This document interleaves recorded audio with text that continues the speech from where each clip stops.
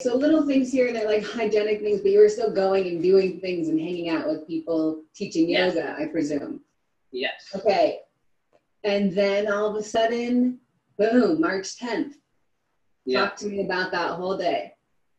It kind of came like a freight train. I did feel like lightheaded and exhausted the day before. It was a Monday, March 9th.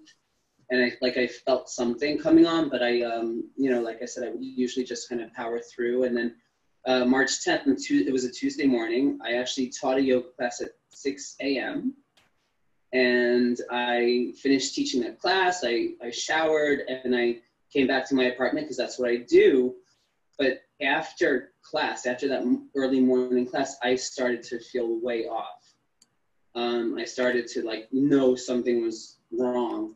And I was supposed to teach again at 12:30 and later on in the evening at 7. So I was at home feeling very weak. I scrambled to get those 2 classes covered. They were at 2 different establishments. I contacted the managers of both and said, listen, I'm not feeling well.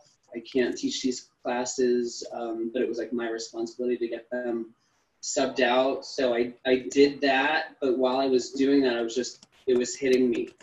And so that day, it just happened all at once. It was like a vampire came and sucked all the energy out of my body. It's hard to explain. It's just I felt like I had no energy, no life force at all. I felt so weak, like I could barely stand up. So I just actually was in this bed that I'm sitting on right now. And that's when I started to get these cold spells and shivers, and then break out into cold sweats. And then it kind of came from nowhere. People say the body aches, but that was the worst part for me. What I felt throughout my body, I've never felt before, and I hope to God I never feel it again. Just my whole body hurt. It hurt to think of moving. And I was laying in bed, and this all just started happening. And a good friend of mine called me, and she's like, you need to go to a doctor. And I'm like, I can't, because I can't move. And I couldn't move. And just everything hurt, and I had, like I said, no energy. And I just started to rest and sleep. And I wrote something on that day. I could read it to you if you want. But essentially, I really felt like I was sitting with death. And I, Feel comfortable sharing it? I do. Do you want to hear it? I don't know, but I'm gonna say yes. Okay. So it's I write every day. It's just kind of part of my practice. Where did my journal go? Oh, here it's right here. Okay. So this is what I'm about to read to you. This is what I wrote on Tuesday, March 10th, while I was by myself in my apartment.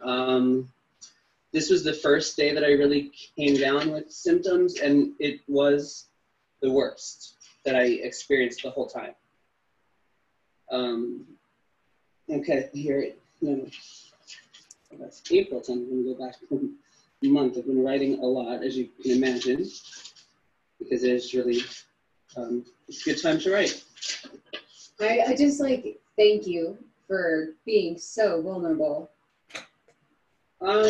You're welcome. It's easy for me. I'm a Leo, so I'm very sensitive and but also like to share. So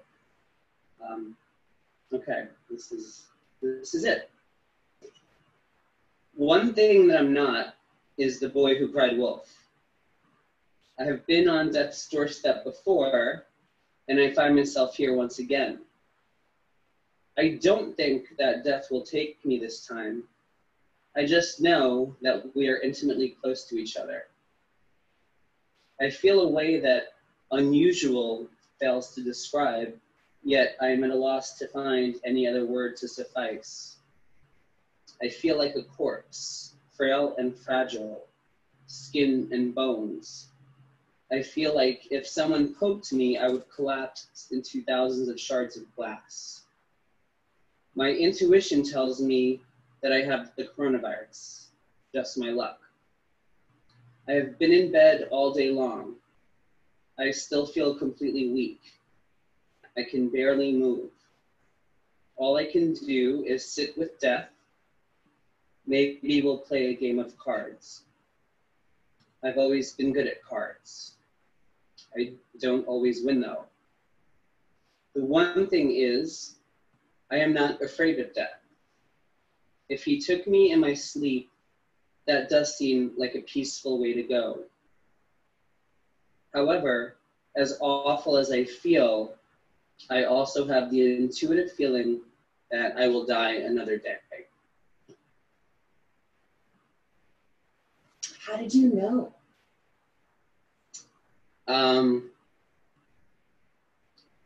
I would say years of a highly developed spiritual practice.